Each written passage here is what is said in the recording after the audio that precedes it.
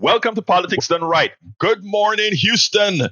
Good morning, Harris County. Good morning to the great state of Texas. Good morning to the United States of America. Good morning to the world. Good morning to all the corners where our 100-watt transmitter is sending those signals generated by El Senor Harold and Jack as they play with these strings. As it turns out, folks, this is Egberto Willis, your host of Politics Done Right. I hope you are unfreezing. It is cold, cold, cold right here in Kingwood, Texas. I am showing 16 degrees. I don't even believe that it's 16 degrees, but that's what I'm showing on the computer screen right now. Folks, take care of yourself. Make sure to cover up well, because I tell you, we are not used to this out here. Anyway, buenos dias, mis hermanos en el control room. ¿Cómo están? How are you guys doing in the control room this morning? Well, we're down to 100 watts. Did I say 100 watts? I mean 100,000 watts, people. Forgive the rest me. of the power. Okay, we're back. We're back. That's okay. You had a brain freeze there because it's 16 degrees up there. Man, it is cold. For heaven's sakes, I don't dig this cold, man. It was 43 degrees in the studio this morning. That's right. Wow. Wow. Tin can string with ice on them. Wow. I hope you got it warmed up before you kind of froze yourself, guys. Oh, we did okay. I want to say a good morning to Harry. That song that you heard before your show was By the Fireplace. I figured that would be appropriate for Brian Bromberg. Yes. So good morning, Harry. There you go. There's your smooth jazz for the morning. And Jack, I think you've got some wisdom there for us. Yeah, I was thinking this weekend we ought to rename and redefine war, what its meaning is. So I got a couple of my definitions of war. Right. Resource extraction, resource acquisition by occupation. Oh. Whoa. Profit planning through genocide. Profit planning through genocide. Okay. That sounds about right. Greedy, selfish, arrogant men seeking fortune. You mean the one with the orange hair? Well, he's not the one that he likes fortunes, but other people really covet fortunes. Okay. Doctrine of domination, military and economically by the Pentagon. That's what war is. Those rats. Those Grinches. I'll tell you. Yes. So, Egbert, you've got a great show lined up for us today. What you got, man? Man, today, title of the show. But before I even give the title, I want to say, right as soon as we started, Brother Patrick Baron appeared on the chat. Welcome aboard. He says, good morning, my friend. And Paul Fleming from Atlanta, Georgia, also said, good morning, my friend. Hey, Patrick, I like to call out where people are from. So Patrick Baron, let me know where you're from so I can call it out on air. Anyway, the title of the show today is, oh, come on, Egberto, find that title. It is Child Tax Credits for Corporate Tax Cuts, the Real Child Perverts, and Progressive Disregard. Lawmakers reach deal to expand child tax credit in exchange for corporate tax cuts. Take a look at who we should worry about harming our kids. You know, we get a lot of, every now and then our brothers and actually it's usually just brothers call in here from our right flank, and many of them initially bought into the theory that we got to protect our kids by, the trans are the problem, the cross-dressers are the problem. We have to protect those bathrooms. We have to, all these things that for those of us who exist here in Houston or around the country, around the world, those of us who follow our kids in school, and from my daughter started going to school, her mother was a fixture at that, from Shadow Forest all the way to Spring, all the way to Kingwood High. She was a fixture there, and don't know what these folks have always been talking about, trying to get parents riled up. Well, I guess it's that thing that we call deflection, right? Or not deflection, but projection. So I did a piece yesterday on my afternoon show that I said, you know what, I'm gonna just start the show with the expectation that people can see how often they're snowed. And it's easy to happen, right? We care about our kids. We care about eradicating those who are harming our kids. But if you are fighting the wrong battle, if you are looking in the wrong places, you're not helping your kids. And what I'm here to tell my brothers and sisters on the right that constantly are hitting up on trans and hitting up on gays and hitting up on all these people that you think are messing with your kids, look at the people who are putting that into your mind, because they're the ones saying, hey, look that way as I do wrong. Check this out, and then we'll take it on the other side. A few months ago, I'm scrolling through TikTok because I do a lot of history and technical stuff on TikTok. That's what populates my feed.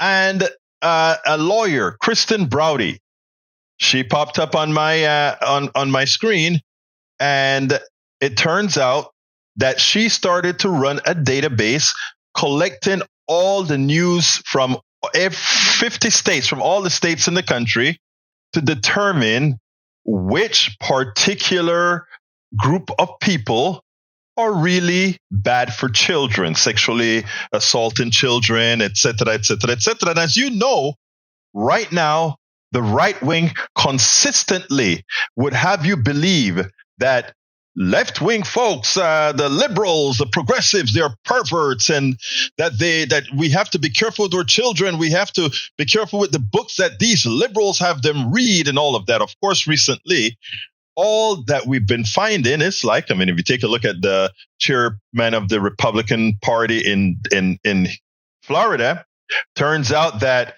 he was he's on trial or he's being checked out for rape. His wife and the woman that allegedly he raped, they were used to having threesomes. So these are our holy folks that, want to be above everybody and try to control everybody's lives. So it turns out that all these people that have been pointing fingers themselves are the ones who we've got to watch, not the trans, not the cross-dressers, not any of that. Listen to my friend, lawyer Kristen Browdy, and then we'll take it on the other side. What do 3 evangelical pastors, 1 minister of the Nation of Islam, 20 Catholic priests, and 5 church employees all have in common?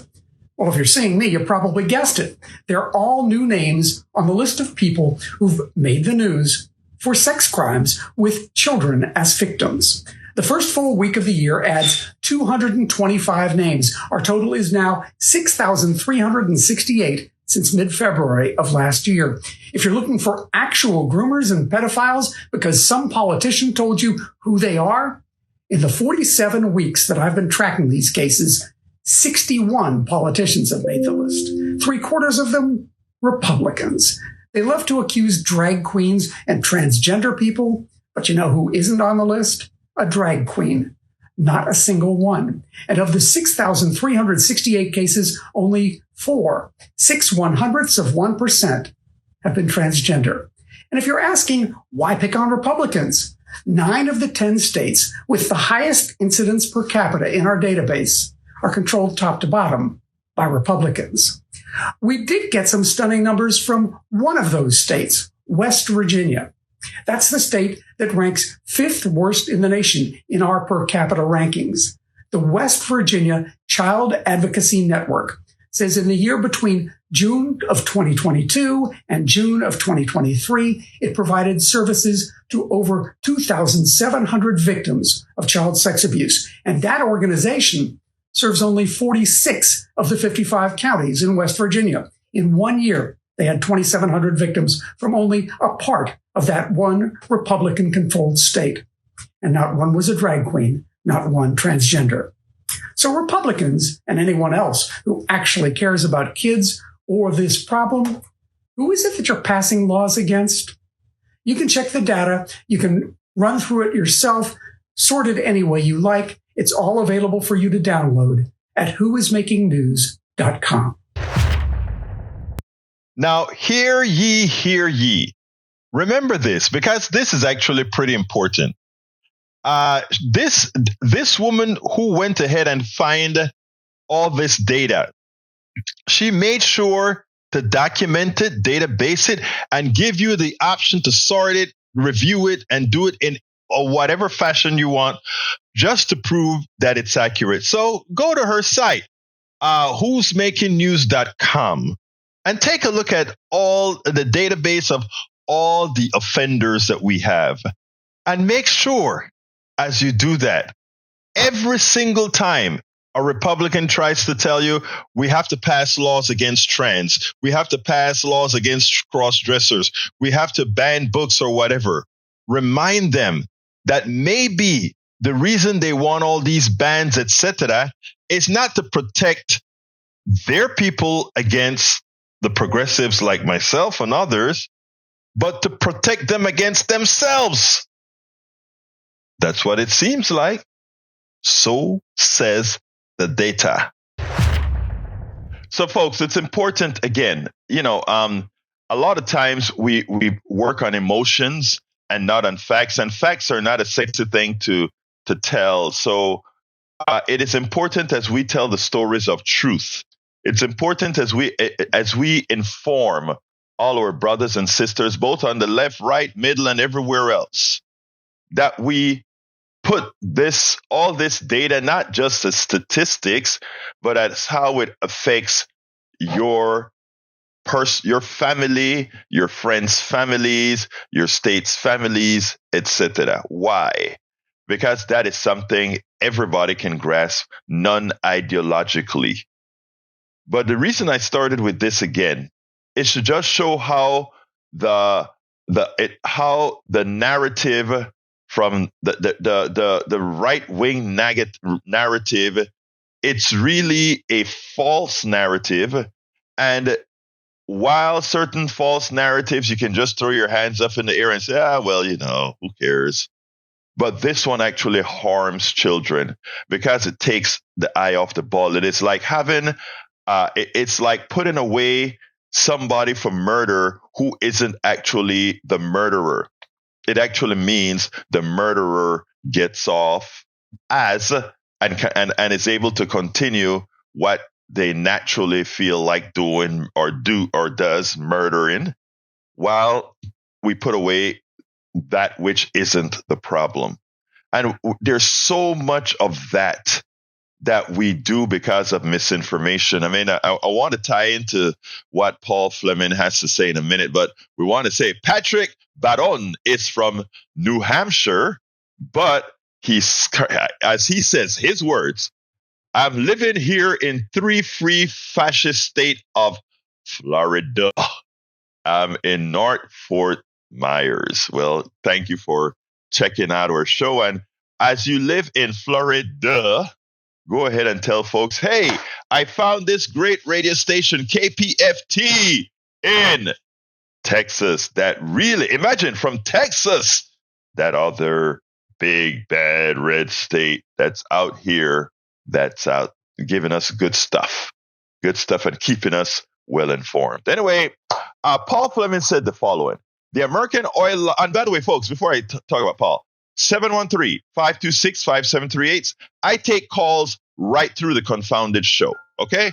So, folks, you can call anytime. I have a prepared show for the entire hour, but you take precedence. I haven't heard from a lot of you guys in a long time. Maybe we've been off for the cold for Tuesday and off. But I did prepare you a fresh show each of those days. Do remember that. Both Monday and Tuesdays, you got a good fresh show. But anyhow, we didn't do it live, that is. But we're live today. 713-526-5738. Anyway, Paul Fleming says, the American oil lobby has launched an 8-figure media campaign this week promoting the idea that fossil fuels are vital to global energy security. The new ad blitz is rife with the kind of discourses of climate delay that the fossil fuel industry commonly uses to thwart climate change, positioning the sector as essential to continued human flourishing. It's not. It's essential to the continuing flourishing of their pockets. The reason I bring that up,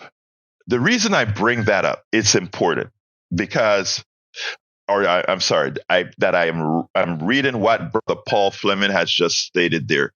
Is exactly back to what I just spoke about with the trans getting accused of things they don't do in the aggregate.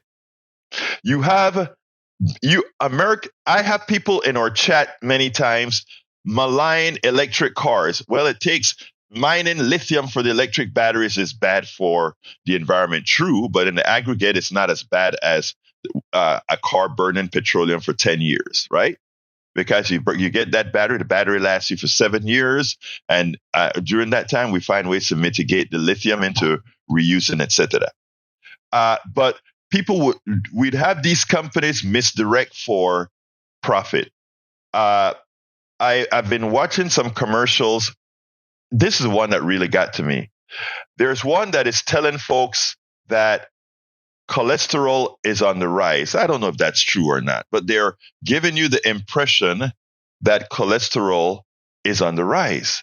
And what this company is saying is, send us an email or whatever. We'll send you a free cholesterol check. To check up, to figure out if your cholesterol is high. And the first thing that crosses my mind is, why will a private corporation send out free tests for cholesterol? And then the light bulb went off about 5 seconds after. Hell, it went off 1 second after. Wait a minute. There is a vast sea of people with high cholesterol who are living with high cholesterol just fine. I'm not saying it's a good thing or a bad thing, but different levels of cholesterol, et cetera, et cetera, et cetera. And what these companies want is they want to have a new influx of people buying statin drugs. So they give you a free test, and that test costs them probably $1 or $2. And then forever now, you are going to be into paying them $50, $100, whatever the statin drugs that they convince your doctor is the best thing for you to have. They're the same thing with these tests these free tests that they're putting out there. You go that they want you to have, and it's sponsored by a drug company through an indirect company or something. And then and it creates demand for healthcare. You see what for-profit does to a system? I'm talking about for-profit in healthcare, for-profit in these other things. You see what it does to a system? Because now, what that does is it creates a false demand for medicating for absolutely everything. Look, my wife's grandmother lived to 100 years with high cholesterol and no statins, right? I'm not trying to be a medical person telling people what to do here. What I'm trying to say is there is so many things that corporations are doing, just like Brother Fleming comes out and points out that now the energy companies are saying, oh, remember, energy is vital for our survival, as opposed to saying, yes, energy is vital for survival. And that is why we're going to invest and make that fast transition to renewable energy. It doesn't have the profit margin that oil has, but it's the right thing to do to keep the climate from speeding up as fast as it is right now. Look, for those who argue that climate change, that climate has undulated over this last million years, several million years, up and down, ice age, no ice age, ice age. They're absolutely right. What they don't tell you is that making that transition occur over a few centuries or a few decades as opposed to a natural cycle doesn't give an intelligent organism like human beings the ability to adapt to whatever a natural change would be. And that, I think, is criminal. That these guys would push their products just for the sake to make a dollar that harms human beings. A drug company that's throwing statins that has a certain percentage of, misuse. It's a bad thing, people.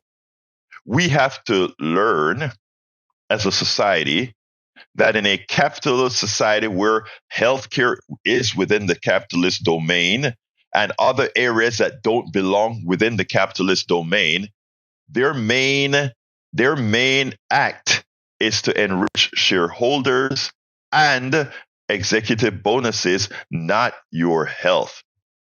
That's why I hate when I hear people say, I love my insurance company, I love my oil company or whatever. They're not there for you to love them. They're not doing anything for you. Okay, so please. Paul Fleming says, whoa, a new Florida Senate bill would make accusing someone of racism, sexism, homophobia, or transphobia defamation. Anyone suing over these allegations wouldn't have to prove actual malice, the defamation standard set by the U.S. Supreme Court 60 years ago. So you see what they're trying to do, right? That is so sad. That is so sad. Anyway, give us a call, 713-526-5738 if you want to discuss any of these issues, 713-526-5738. Let's see. Patrick Baron says, you take away the big oil subsidies, I guarantee you will see the big oil companies will change their ways to be more profitable with green energy, especially since things like wind, when it's blowing, is free. Likewise, sunlight, free. Wave energy, free. Hydro, free. All these things, right? Just maintenance of the equipment of conversion. But again, it's so easy to get oil, and it's cheaper to get oil out of the ground because the externalities are not calculated in a gallon of gasoline, in a gallon of oil. In other words, if we were to add the cost of the damage done by burning oil, the price of gasoline would not be $3 or $4 or $5. It would be $10, $12 per gallon to cover the healthcare costs that to cover the damage to the environment with the MBT in the water system, etc. Please remember that we have made costs really. We've hidden the cost and we've thrown that cost onto you. Because when you buy a gallon of gas for $2.50 or whatever you buy the gas for, here's the funny thing. They make you believe that's what you're paying for the gasoline, right?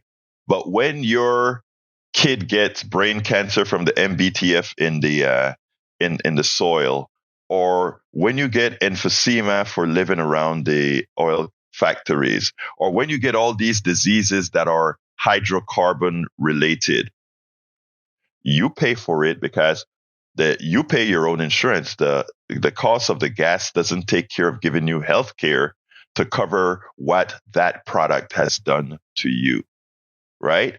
So it is important that we get it. All the costs are always borne by you. If not directly in that gallon of gas at the pump, in your healthcare. Ideally, what should happen is the price of gas should be very high and you have a zero healthcare bill, which what it means is that within that price of gas, within the price of products that actually cause harm in the aggregate, but that we need, the taxes and the prices on that product will be there to mitigate those who are unfortunate to have gotten ill from those things. But, in our society where capitalists by politicians, these things don't generally occur. All right. Next subject until I get a call. 713-526-5738. Again, that is 713-526-5738. The next subject on our list is that lawmakers, I think these are just senators, so we don't know if this bill is going to make it to the House. It should.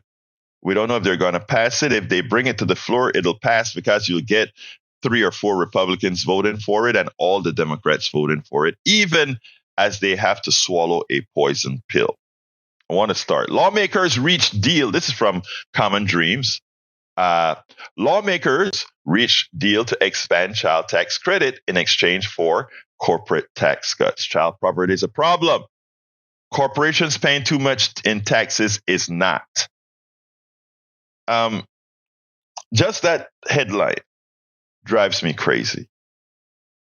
We have had false inflation. In other words, we got inflation that was created by corporations simply doing one thing: pricing products higher because they could, which is what inflation is. And it was reflected in the extraordinarily huge profits they have made over the last several years since the pandemic. During the pandemic, we populated kids with money to take them out of poverty. And poverty under President Biden, with the aid of the stimulus package, went way down. So it proved that we, the people, if we chose to solve the poverty problem, we could, because Biden, under the stimulus programs, did.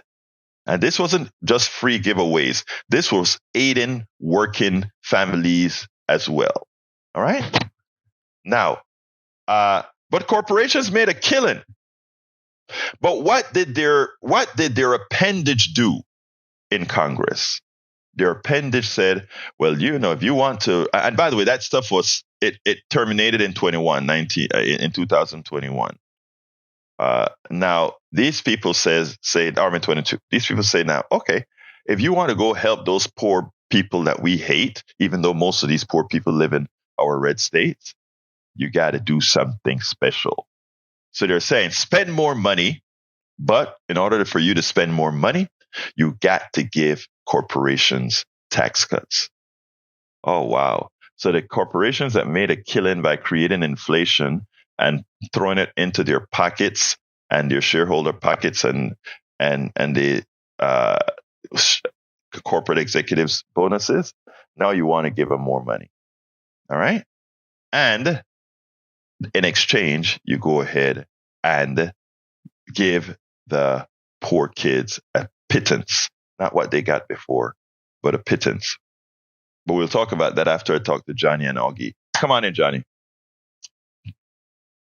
Well, speaking of temperature, a few minutes ago when I woke up, I went outside. The analog temperature gauge on the front porch shows it's 14 degrees. Oh, my God. Wow. 14. Yeah. And last night, I finally decided to do the smart thing and take my special tool and shut off the water flow to the house. Opened up all the pipes inside, went outside, shut off the water so I don't have to worry about monitoring the pipes, the faucets trickling and opening them up every few hours to make sure they're flowing. That was a big hassle. Yeah. To do that. I should have done that I wrapped my pipes, but at midnight or so, I went and flowed all the water in every pipe in the house to make sure that it was flowing and got warmer water into it, so that, that was about 7 hours ago I did that. So I'll probably have to do it since it's going to be freezing till probably. I'll probably quicker than 7 hours. Yeah, but I don't know. Yeah, well, actually, the specific heat of water tells me, especially with the heater on in the house, that those pipes should still be okay. A lot of people are. I hope I don't mind. The only one that concerns me is the pipe at the edge of the house on the outside. I have 4 pipes in the house that I hope. I wrapped it real tight. We'll see if that worked out. Yeah. Anyway, what's up? Also, but I think it's just better, my peace of mind. I just open up the spigots inside the house and then go outside and shut it off. What you did was a perfect thing. What you did was a perfect thing. 99.9% of Houstonians won't do that, including yours truly. But what you did was the right thing. I'd like to point out an imperfect thing. Our military, you know, on our media, we have always brought up the idea of how much of a carbon footprint the U.S. military has just in its oil consumption alone for the Navy. But what we don't hear about hardly at all is the kind of carbon footprint and consequence, the result of what we do and the result of war making and Israel's war making. So, for example, after we went over under George Bush to Iraq in 2003, I don't know if it was that same year or by 2005. You recall when it started that we started allowing oil wells to burn? Blast. Yeah. Yeah, and then set it on fire. And how long we did that for, that has consequence. Just like when we blast mountaintops in Virginia, that has consequence. Yeah. Just like when we ignored all that leaking so-called natural gas in California in those storage tanks and facilities, that has consequence. And finally, what Israel did in bombing the crap out of Gaza, never mind all the loss of life, that's horrific enough. But now we add to the carbon footprint by having to realize the fact that at some point we're going to have to rebuild all those residences. That's carbon footprint when you have to pour concrete and stuff, and not to mention the active blasting in the first place. All those bombs that has consequences. Right, those bombs are carbons in the air as well. Because guess what? It's very fast. It's a very fast explosive reaction. And one of the byproducts of all of that with the fires, carbon dioxide and other bad materials in the air. I mean, I remember after the Gulf War, you had all those oil wells that Saddam Hussein put on fire, actually, throughout the entire desert. It was like a lot of Houston companies made a lot of money, capping all those wells after they were, set on fire. So, look, we do so many things. And when I say we, I'm not talking about America. I'm talking about just around the world. So many things that are so terrible for the environment under the different economic systems that we practice. And for those of you who think I harp too much on the economic systems, I think until you look at the underlying economic systems, you don't understand why big corporations do what they do. It is imperative that we do that. Anyway, Johnny, anything else before I jump to Augie? Yeah, one final thing. Let's contrast the way we do things under unfettered, underregulated, mercenary-style capitalism and GOP austerity. Let's contrast that to the way, like countries like Norway, what they're doing with their sidewalks and roads, putting in solar panel technology that is friendly to bicycles. What a big difference, huh? Look, well, I'm glad you said that, Johnny. It is funny because I fly, whenever I'm flying anywhere, right, I am looking down on, and, I always fly at the window. If I don't get a window, I'm very concerned. But anyway, I'm always at the windows. And first of all, when I'm flying over cities, the first thing that goes into my mind is, look at all that untapped energy that costs nothing but the cost of solar panels. If we were to have a program, remember, I always tell people that capitalism as we practice it, I believe capitalism is supposed to be a tool, not a overall system. In other words, on the top of the chain, we should have humanity. Below humanity, capitalism, and all the other isms of the economic system that fits that particular area. Healthcare should not fall under the capitalist domain. Energy should not fall under the capitalist domain, because if it didn't, let me tell you what we could have. We could have as a policy that every rooftop becomes a source of energy managed by the United States government, we the people, which means when a hurricane hits a city that has a whole bunch of solar panels, all of those are handled because it is a purview of the United States government that we are going to use that energy source that we can avail of ourselves of free of charge, plus whatever solar cells and installation cost. I mean, think about it. When you fly over any city, every rooftop that you see that is just collecting sunlight and heat is a source of two forms of energy, thermal energy and light energy. And we waste it year after year after year. Think about how much we would save. Yes, go ahead. Thank you, brother. Hang up. Don't forget, right. Start looking on Amazon for parachutes.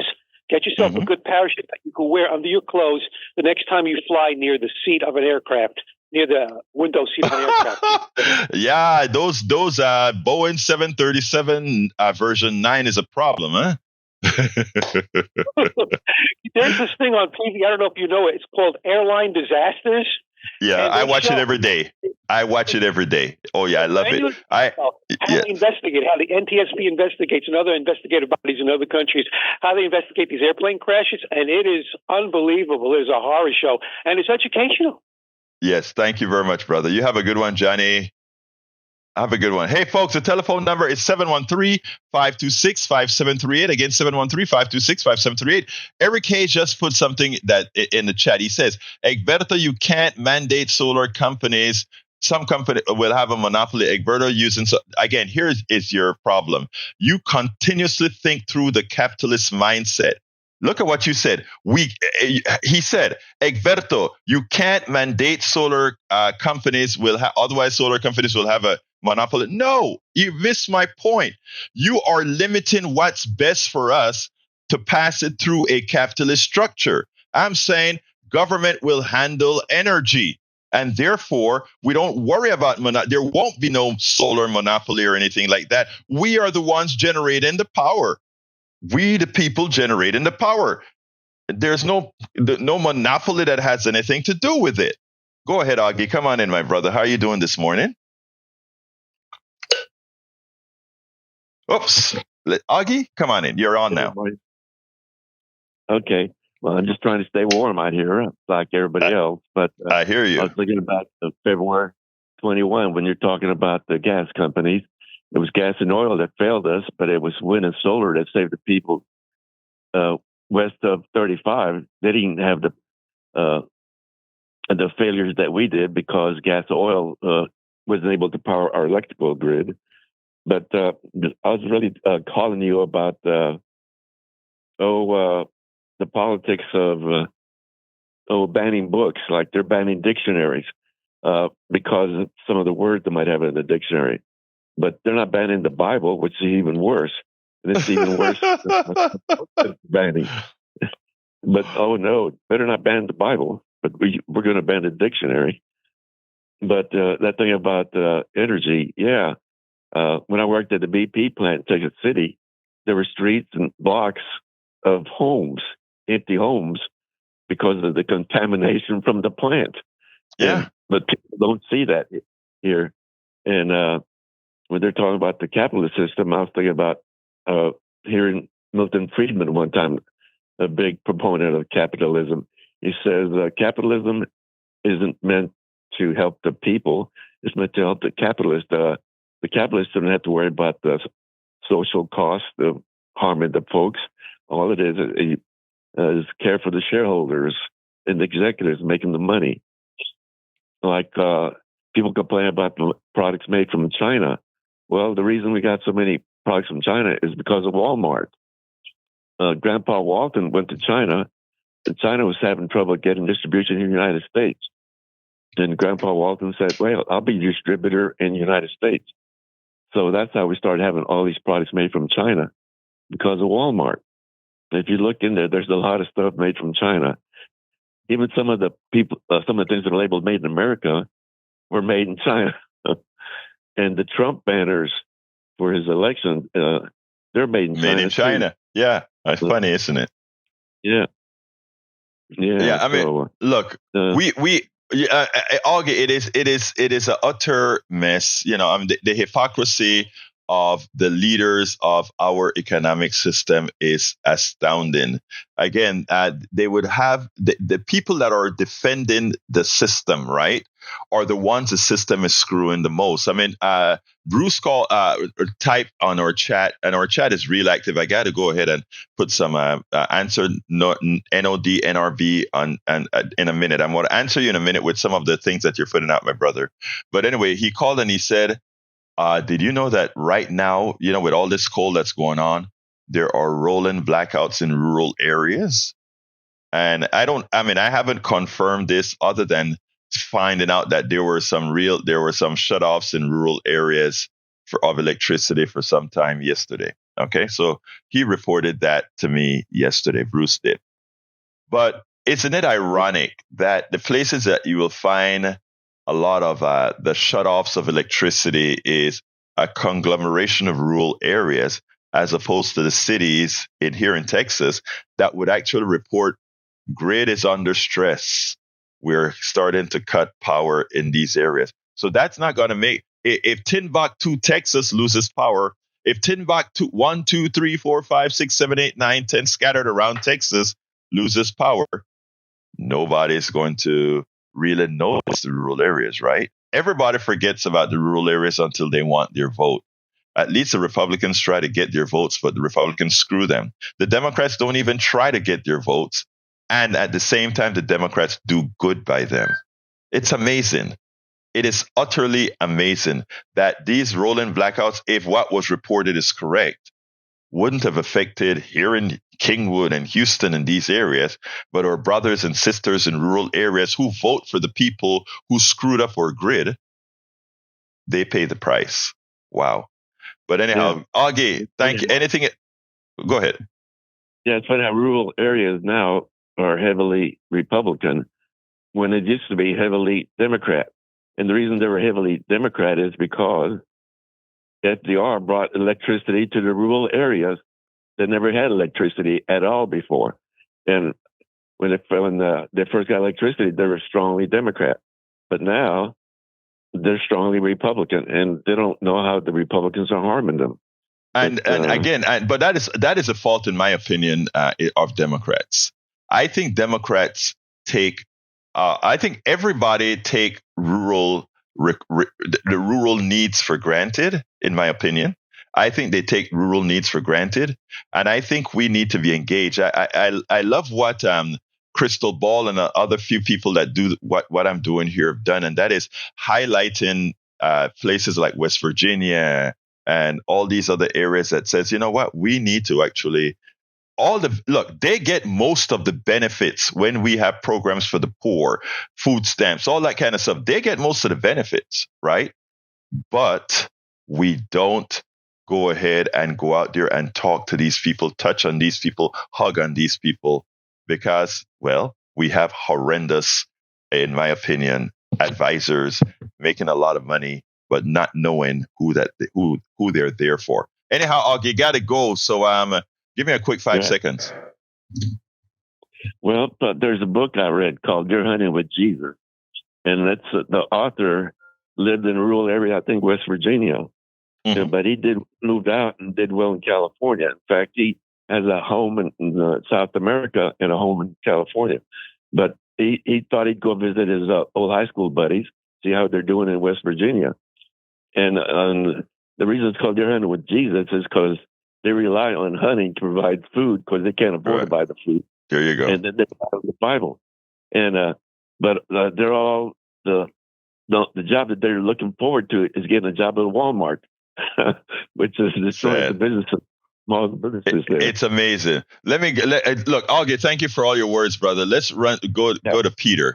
Peter, come on in, Peter, real quick. Good morning, Egberto, and thank you so much for taking my call. Politics done right. And my question for you is, since we have a $34 trillion national debt and $1 trillion to service that debt, you're making reference to the solar panels. That's an outstanding idea. So what other sort of solutions potentially that you know of that the federal government can be a part of to get this renewable energy into our grid, and then B, help pay down our national debt? Any theories or ideas that? Well, let me first say this, and this is going to shock a lot of people. This is going to shock a lot of people. That $34 trillion, leave it right there. We never have to pay that down per se. Never, ever, ever, ever. Remember, all of these are numbers in a particular system to keep a balance between pricing, products, productivity, etc. Let's stop right where we are today. Let's go grade zero. Let's stop the economy today. The economy is running at steady state. Okay? Let me tell you what I mean by that. The inflation rate's down. All these things are running with that amount of debt. That debt is also an expense in the way we calculate things for the budget. That can stay where it's at right now. But going forward for the calculations within the number of the way our economic system works, keeping it in steady state, we have that thing called engineering. What we can do is invest. If we believe that if that money in exchange for a hardware is just an exchange. In other words, you can hold money as gold or as paper, right? But because you're transferring money to gold, you're just changing the state of what it is. There's no increase in value or decrease in value. Let's put that for the solar panels and other things that we can talk about. We can look at the government printing money to buy solar panels for the entire country as just a transition between dollars and a piece of hardware. And the interest that hardware generates is in the net energy no longer purchased, right? So you get a transition from money to solar panels, which is a physical hardware that is there. And that physical hardware that is just money in solar panel form actually generates income in the form of energy, right? Now, if you want to take it, technically speaking, then what happens, Peter? That solar panel, which was created by what some would want to call debt, even though it's a transition of hardware, actually, if you want to say then, in our number system, how do you pay for it?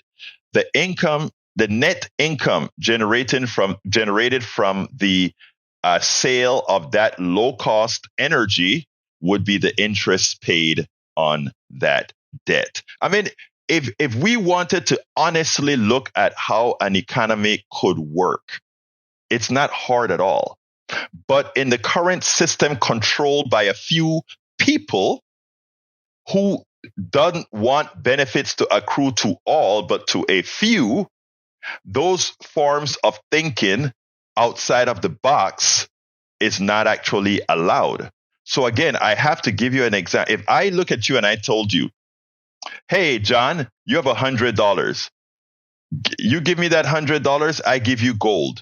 Is there any exchange in value? No. The difference between creating solar panels, let's say, or whatever other form of energy and buying that hardware, it is just the exchange of money for another product, a piece of hardware that ultimately is going to generate whatever income is necessary. If you didn't want to just print money, you wanted to make it debt based so that you remove some money out of the economic system to prevent overheating based on how they calculate things right now, you could do it that way. But I have a better solution. Look, if we have people available to do work, let's give an example right now. There are millions of people wanting to come into America every single year. If we created a method that says, wow, we could take all those working able-bodied people and throw them into working for doing the things that we need, there wouldn't be a shortage, which is what creates inflation, because we have the people making more products commensurate with there being more people and more work. But nobody wants you to think that way. And the reason why is it affects a few. Peter, I got to go to Patrick. Thank you for your call and your question, my brother. Thank you so much. I look forward Have a to good that. one. Solar, brother. Thank you. Outstanding. Thank you. All right, let's go to Patrick. Come on in, Patrick. Off topic, but on topic a little bit. Yes, sir. Bitcoin's absolutely dependent on a growing electrical infrastructure, and it doesn't produce anything. And I'm just wondering why nobody's really talking about the future electrical needs if we keep using Bitcoin and other systems like Bitcoin to quote unquote produce wealth. Well, let me tell you, my look, I don't think I'm too dumb. Okay, Patrick, I honestly don't think I'm too dumb. I have yet to figure out what the hell Bitcoin is. And I understand blockchain. I understand all of that. And you are correct about to keep mining Bitcoins, because Bitcoins is a number, right? It's a calculation that creates a unique code that becomes a Bitcoin. All right. I understand, or well, I kind of understand how blockchain works, how it all works. And you're correct. The amount of energy used in all these computers that compute that are mining Bitcoins is ridiculous. And in my opinion, ridiculously, again, just my opinion, but ridiculously stupid. And I think in the long run, I think it falls on its face. I think it's a danger because you're absolutely right. It's nothing. Ask what product or service is created by Bitcoin. Bitcoin is just another dollar, another way to say hold on to money is a representation of something you want. And it only has the value as well if somebody takes it, Patrick. That's all the value in. And if people lose faith in it, which they have several times, look at what happens to the Bitcoin market. That's all I have to say about it, Patrick. I honestly think it's just one of those nice, quirky forces. But let me hear your point. I was going to say that I think that if we speak more about how much energy is going to take and how much it's going to cost on our electric bills, then maybe more people would oppose it. Well, the truth of the matter is there is not a lot of people in Bitcoin, okay? And again, it's amazing what the media does, right? I ask you to do something, Patrick, just as an experiment. The next time you get a chance, ask any random 10 people about Bitcoin and see what you hear. Bitcoin is one of those elitist kind of things that a few people jump onto, and they create great stories about it, and there's a lot of $1 billion involved in it. But the average person in Timbuktu, in the ghettos, the barrios, Apalachia and all that, they don't know a damn thing about Bitcoin. Most Americans don't. But they all know what a dollar is. They all know what gold is. They're still going to tote the bill for it. Right. There you go. No. By the way, Patrick, your point is absolutely perfect, right?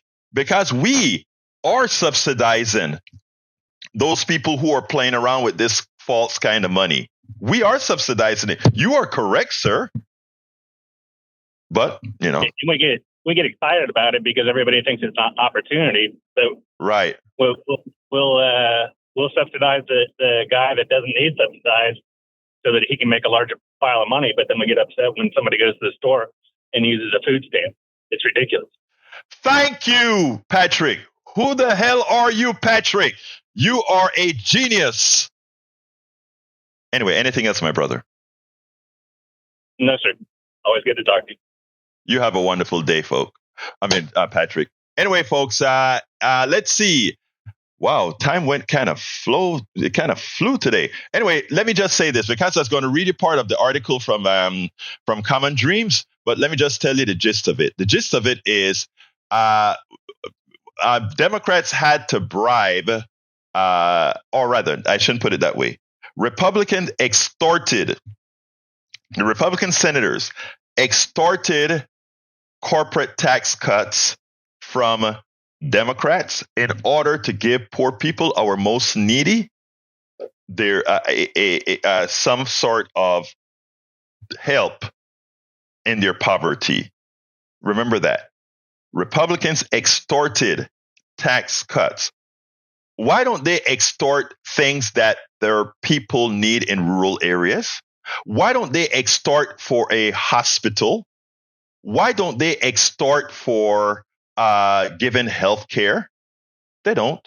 But corporate tax cuts, we will make poor children die before we give, unless you give us a corporate tax cut. And no, Dard, let me just tell you, once you say government is the problem, that's how you were brainwashed. Guess who the government is? You are, sir. And if government is bad, you are bad. If you want government be good, you make sure government is good. And can you do that? You bet you can. Stop electing people who are screwing you. All right? Because the government is who you elect. Texas has a lousy government because most of us chose to elect a lousy government. That's what we have. All right? That's what we have. Let me throw this back to my brothers in the studio for the last minute and a half or so. How are you doing, Howard and Jack? Oh, we're doing okay back here. The heater is finally kicking in and warming things up, but I still have my jacket and sweater on. Nothing basically for me. I'm just astonished that that the orange clown won in Iowa. I was like, please, really?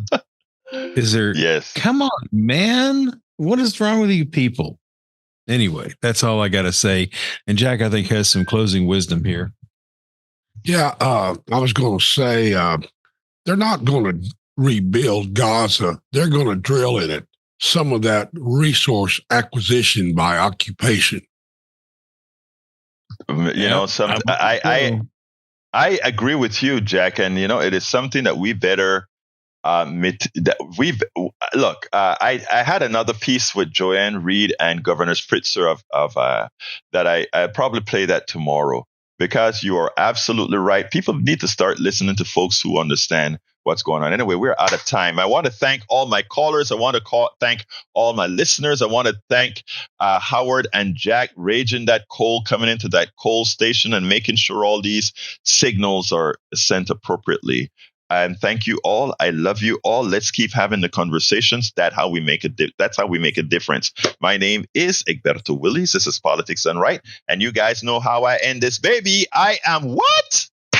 Out. We spend a lot of time deconstructing the news, trying to parse it into a form that everybody can understand. We try to find those little nitpicks where it flies above the fray, etc. If you really like these videos that we do, I want to ask a big favor. Please go ahead, number 1, subscribe to our channel, and number 2, please join if you can. Thank you so kindly for watching. Keep watching. Please remember to share. We must populate the entire internet with our progressive message, a message that we know is what most Americans say that they want. So help us, please join.